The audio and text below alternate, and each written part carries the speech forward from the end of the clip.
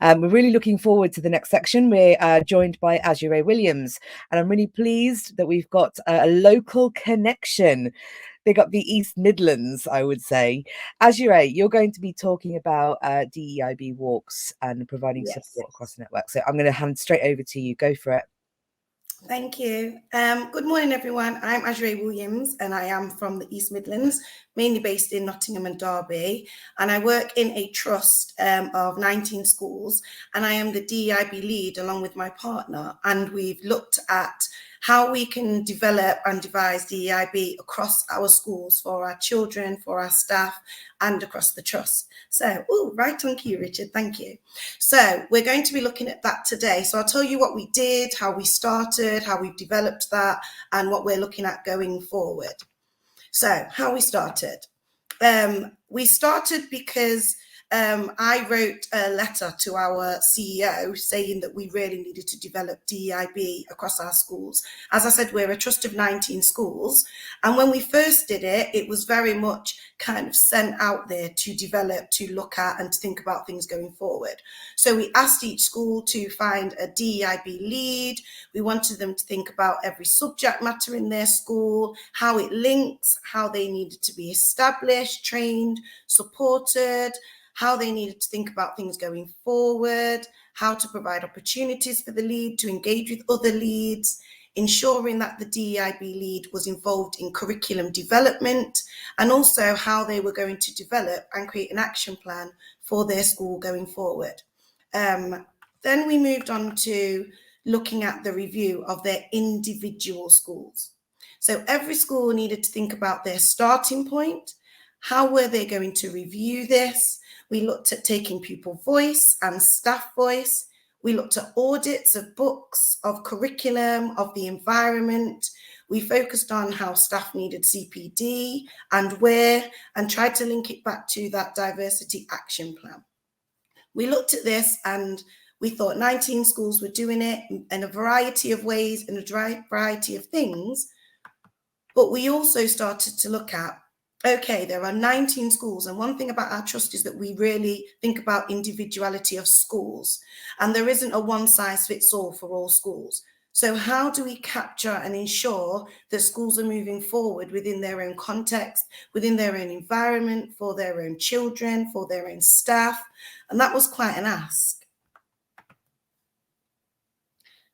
So we started to think about diversity walks, and how myself as the lead can really see the full overview of how our schools are looking at things in their own context. But how does that then fit into the trust? How does that then fit as widely, and how we're going to look at that moving forward? So I created a framework, and I thought about lots and lots of different things that other organizations have created, other organizations have done, but how does that fit for the context of our schools? So I created my own framework, and I talked to different organizations, other DEIB leads, other people that I know do this work extensively, and asked them to look at it and see how it would fit for the context of our schools. I understood that schools needed to gather their own evidence. So I asked schools to look at their own curriculums, to look at the CPD procedures that they were following for diversity for their own schools, to look at how they're connecting with their community in a diverse way, how they're creating safe spaces for their staff and for their children, and how are they tackling stereotypes within the curriculum, within discussions, within everyday things that people are discussing within schools.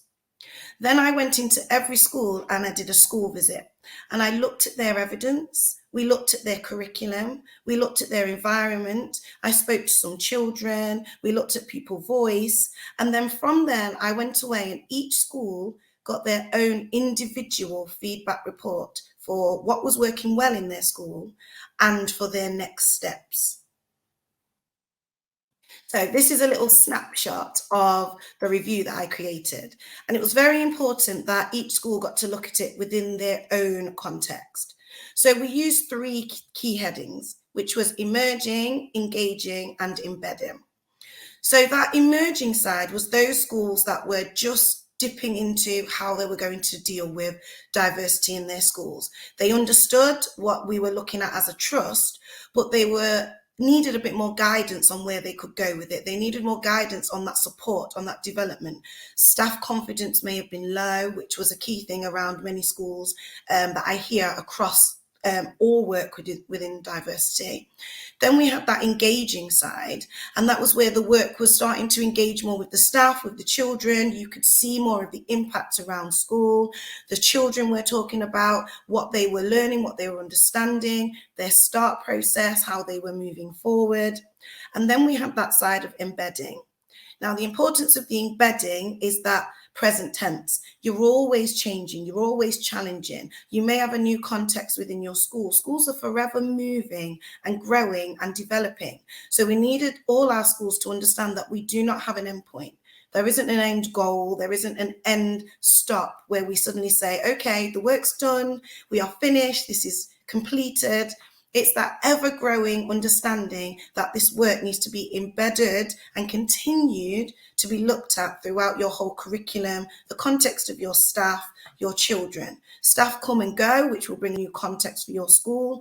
The governors, how involved are they with the school? And all of those things to make sure that the schools are moving through the context of this review and how they can then look at it in the context of their own schools.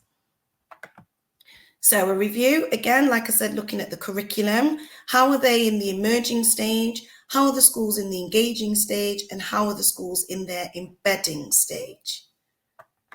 Again, it would be a similar thing if I looked at it within CPD. Are they just doing something on key days?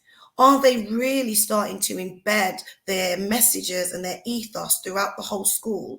And then how is that learning going out to their local community? That's the governors, the parents, all the local stakeholders. Are they involved, and can they actually see the process that your school are going through to ensure that diversity and inclusion is really embedded within your school? We at our school call it diversity, equity, inclusion and belonging, because we have a real sense of that belonging side for our school. So that's why we've added that. There are many acronyms that people use for their work within their schools or their context. But for our trust, we've gone with DEIB. And it's really important that your stakeholders and the wider community that are involved in your school feel that sense of belonging as well. And that will then be where you're really starting to think about that embedding stage. How is it spreading out to that wider context of your school environment? So going on for the reviews, it would look a little bit like this. So you may go in with the staff audit, and I've heard that LGBTQ is something that people aren't quite confident with. And it was lovely to hear the diversity role models, because they came to my school and did a staff meeting, which was brilliant. You may have language that people feel that they're not confident with language, confidence around staff, and then diverse people. So then those next steps would be CPD around it, making sure you're creating a whole language policy. I would say on language policy, please ensure that you just focus on language you want to include. We had a lot of discussion about this, and the discussion was, if it's not on the policy, we don't use it. We don't need a side where we say we don't use that language. If it's not on the policy, we just don't use that language. And then creating a bank of resources. Then you revisit, review, and record what you're going to do. And then the last point would be, how has this impacted our next steps? We have now met as a trust with our DEIB leads, given cluster schools targets, ensured that all schools now have a designated DEIB lead. We've identified our trust-wide targets. We're developing staff DEIB working parties. We're developing ways for schools to report through the year on their development back into the trust. And then we are looking into future school visits to look at how developments across our schools are working going forward. Thank you. That's my presentation. Azuraye, like I've obviously known you for a couple of years now, and I've watched the journey you've been on, but it's great to see how this has become so embedded across the whole trust, and that infrastructure is really beginning to form. So you should be really proud of yourself and everything you've achieved with Rebecca. It's fascinating to see. And those are the questions that people will be asking, is like, how much time do you have to actually do this role? Can we go into the nitty-gritties of you as a DEIB lead across 19 schools? Like, how much time are you actually given to actually do this role? So the role that I was given when I went into the schools, I was given every Monday off to go and actually dedicate that. So within our trust, we analyze it and we look at how much time I need to be able to contact that role. I meet with my other DEIB lead quite frequently, and she is actually part of this trust because I'm an assistant head in a school, so I'm obviously still full-time in the school. So we have a partnership. So she is actually within the trust and I am within the schools. So we have that overview of how does it look within a school, and also how does it look at trust level. So it isn't all completely on me. We do have that shared responsibility, but then we will go to the trust and say, okay, we've got this that we want to move forward. Can we have this designated time? And because it is something that as a trust we've really embedded and really want to see, when the time is needed, we then offer that time. So like I said, I had Mondays off and able to go out to the schools and do it. And then obviously now I'm back in schools and looking at it forward, and we meet regularly as a DEIB leads to see what we're doing going forward. Brilliant. And with these diversity walks, then there's 19 schools. Have you done all 19 walks? But who have you done those walks with? And how much time do you spend in a school when you're doing that sort of like 360? Okay, so we spend at least 2 hours in the school. I do it with SLT because I think it's really important that SLT are involved, and also their DEIB lead. So they're the people that come onto the walks, explain it to me, discuss what they're doing in the context of their school. They have to provide me with understanding of how it's embedded. We talk to the children and we look at their environment, and that's how we then look at where they are in the context of their school. I think that's really important. You emphasize that sometimes trusts get critiqued for being cookie cutter and the expectation it's the same thing happening in all schools. Yes. So that individuality of it being contextually specific, like how are there things that you do centrally that all the schools do and then you balance it out of what individual schools do? Yeah, so we have our trust overview, just making sure that each schools are relating to that, but in their individual context. So we would have our branch, our key things that we send out to all schools to ensure that they are doing. But then when I go into school, it's how have you made that work within your context of your school? So when we've looked at the influx of different children as well coming into schools that we've looked at over the year, it's how have you then adapted that to make those children feel included, feel like they belong, which another school context may not have yet. But then it's also looking at, okay, so although you don't have that context, how are we then sharing that knowledge? Because that was something that we didn't really have before. We had kind of 19 schools doing it 19 ways, but then now we understand that it's that sharing umbrella. This school is doing this really, really well. So now we've got leads of something in different schools that we're going to start sharing that knowledge so that schools can have that umbrella approach and can use each other in those cluster groups to be able to share their knowledge across our trust. It's such good practice. And with the kind of the frequency then, like how often are you anticipating doing these diversity walks? Is it an annual thing? Yes. And then how often do you come together as a working party? Can you just talk us through the kind of the contact time? So the reviews will be annually, and then every, we'd say termly, we are going to meet with the actual hub leads to be able to see what they're doing. But then the hub leads will be looking after their cluster of schools, and they will be meeting more regularly. So instead of it always coming from us going in,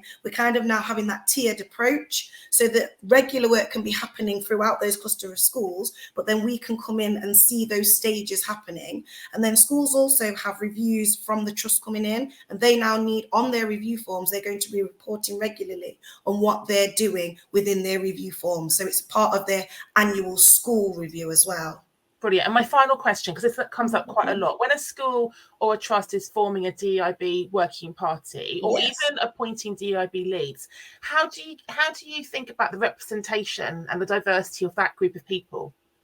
I think it's important that that group of people are diverse. It's always interesting if you have a lived experience to be able to share, because I think the first thing going into school and starting this work is you have to really start with the staff.